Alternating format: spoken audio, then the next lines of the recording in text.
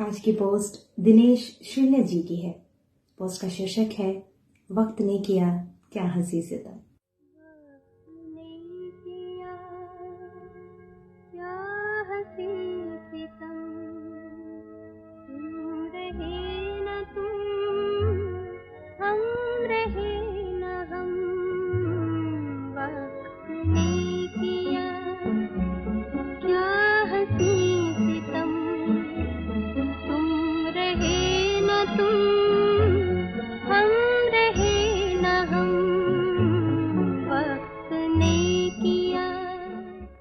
दो किरदार सूने आकाश में दो सितारों की तरह अपने ही दायरे में चक्कर लगाने को अभिशप्त। उन्हें कभी एक दूसरे से मिलना नहीं है। अपने जीवन की गति में जब वे निकट आते हैं तो उनका अकेलापन उन्हें और कचोटता है। बढ़े हुए हाथों की उंगलियां भी एक दूसरे को छू नहीं पाती और वे दूर होते चले जाते हैं।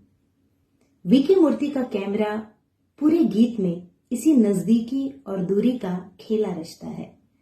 महबूब स्टूडियो में फिल्माए गए इस गीत में अंधेरे उजाले का तिलिस्म है। किरदार रोशनी में उभरते हैं और अंधेरे में खो जाते हैं। जब कैफी आजमी ने ये गीत लिखा था तो फिल्म में इसके लिए कोई सिचुएशन सोची ही नहीं गई थी। इसका मुखड़ा गुरुदत्त को भा गया। उन्होंने तय किया कि इसे कहीं न कहीं इस्तेमाल करेंगे। इस फिल्म के अहम गीत की तरह इस गीत की भी फिल्म के भीतर एक पृष्ठभूमि है। हमेशा की तरह सुरेश सिन्हा यानी गुरुदत्त स्टूडियो शूटिंग शुरू होने से करीब 1.5 घंटे पहले ही पहुंच जाते हैं। सुरेश सिन्हा को वहां चुपचाप एक कुर्सी पर स्वेटर बुनती नायिका शांति यानी वहीदा रहमान नजर आती है। सिन्हा कहते हैं, शांति, अभी तक तो कोई स्टूडियो में नहीं आया, तुम इतनी जल्दी कैसे चली आई? आप भी तो चले आए इतनी जल्दी। ये पूछते हुए वहीदा के चेहरे पर शरारत भरी मुस्कान है। उसकी सलाइयां लगातार चल रही हैं। वो तो मेरी आदत है कि शूटिंग से 1-8 घंटे पहले। मुझे मालूम है, वहीदा उनकी बात काट कर कहती है। अच्छा, गुरुदत्त वहीदा के बगल में बैठते हुए पूछते हैं, क्या मालूम है तुम्हें मेरे बारे में? वे पहली बार थोड़ा अनौपचारिक होते हैं। सब कुछ, वहीदा पूरे आत्मविश्वास से कहती है। इस पूरी बातचीत में दोनों ही एक दूसरे की तरफ लगभग नहीं के बराबर देखते हैं। शायद इसीलिए उस रात के बाद तुम मेरा हाल लेने नहीं आई। गुरुदत्त की आवाज में एक दबी सी शिकायत है। आप ही ने तो मना किया था। शिकायत दूसरी तरफ भी है। चले जाने के लिए कहा था, दूसरे दिन आने के लिए तो नहीं मना किया था। मन में दबी फांस शब्दों से जाहिर हो ही जाती है। वहीदा के चेहरे पर एक मुस्कान तैर जाती है। तो आप चाहते थे कि मैं आऊं? गुरुदत्त इसका जवाब नहीं देना चाहते। वह उठकर खड़े हो जाते हैं और विषयांतर करते हुए कहते हैं, ये स्वेटर किसके लिए बुन रही हो? जवाब, है कोई? सवाल, मिस्टर कोई या मिस कोई? वहीदा के भीतर से हंसी फूट पड़ती है। जवाब, मिस्टर कोई। सवाल, लेकिन तुमने तो कभी कहा था दुनिया में तुम्हारा कोई नहीं, तो फिर ये कोई? जवाब, मेरे ही जैसे हैं, बिल्कुल अकेले। गुरुदत्त कुछ पल को खामोश रहते हैं, फिर तेज कदमों से दूर रखी अपनी चेयर के पास चले जाते हैं।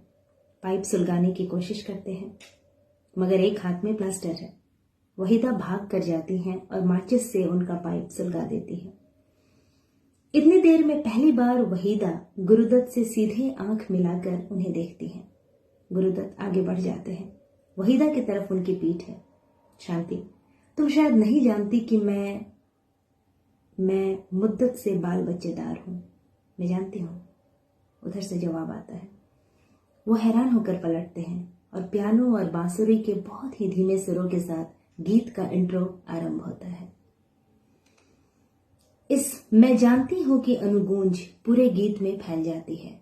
पश्चिम साहित्य दर्शन में जिसे आयरनी कहते हैं, जहां पात्र सिर्फ अपने वर्तमान में जी रहे होते हैं मगर दर्शक उनके अतीत और भविष्य को भी देख रहा होता है। सिनेमा स्कोप में बने इस फिल्म में ये दोनों कैरेक्टर खाली स्टूडियो के एक्सट्रीम लॉन्ग शॉट में नजर आते हैं। गीत शुरू होते ही हम वहीदा के चेहरे को क्लोजअप में देखते हैं। उसके चेहरे पर एक साथ कई भाव हैं, प्रेम, बेबसी और एक ऐसा भाव जिसके बारे में लिखना कठिन है। यह जैसे सब कुछ खो देने के बाद मिलने वाला संतोष है। जानबूझकर सब कुछ लुटा देने, सब कुछ दांव पर लगा देने के बाद शांति के उन आंखों में कोई जवाब है।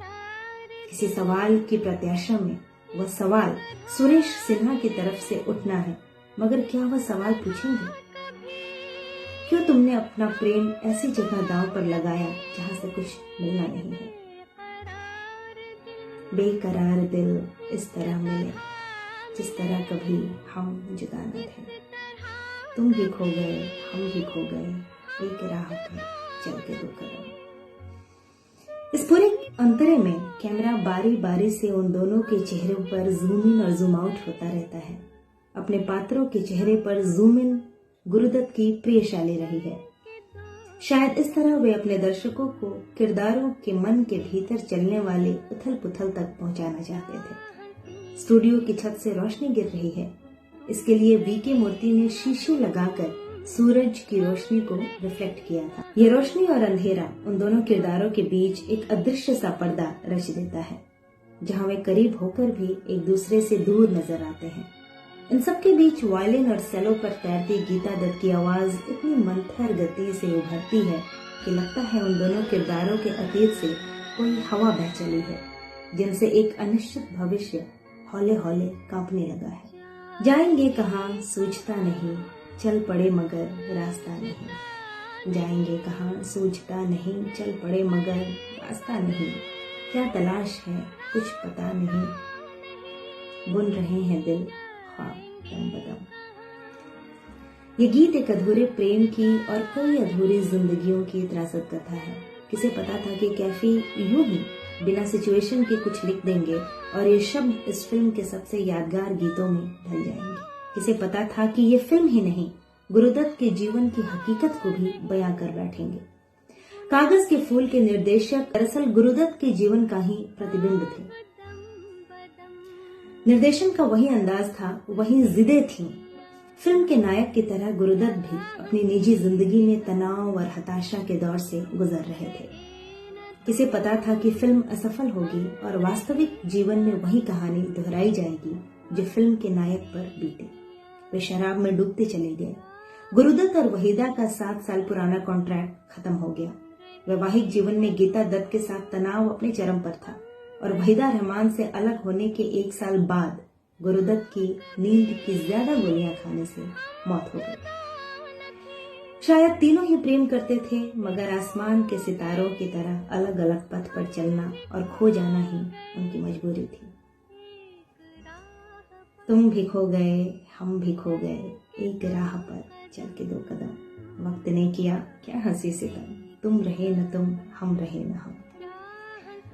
गुरुदत्त साहब की आत्महत्या के बाद कैफी आजमी ने उनको समर्पित एक नज्म लिखी थी। डरता हूँ कहीं खुश्क ना हो जाए समंदर, डरता हूँ कहीं खुश्क ना हो जाए समंदर, राह अपनी कभी आप बहाता नहीं कोई, एक बार तो खुद मौत भी घबरा गई होगी, यूं मौत को सीने से लगाता नहीं कोई, माना कि उजालों ने तुम्हें दाग दिए थे, बेरात ढले शम्म बुझाता नहीं कोई, साकी से गिला था तुम्हें मैं खाने से शिकवा, साकी से गिला था तुम्हें मैं खाने से शिकवा, अब जहर से भी प्यास बुझाता नहीं कोई, हर सुबह हिला देता था जंजीर जमाना, हर सुबह हिला देता था जंजीर जमाना, क्यों आज दीवाने को जगाता नहीं कोई, अर्थी तो उठा लेते हैं सब अश्क बहा के, अर्थी तो उठा लेते हैं सब अश्क बहा के, नाजे दिले बेताब उठाता नहीं कोई, डरता हूँ कहीं खुश्क न हो जाए समंदर, राख अपनी को भी आप बहाता नहीं कोई।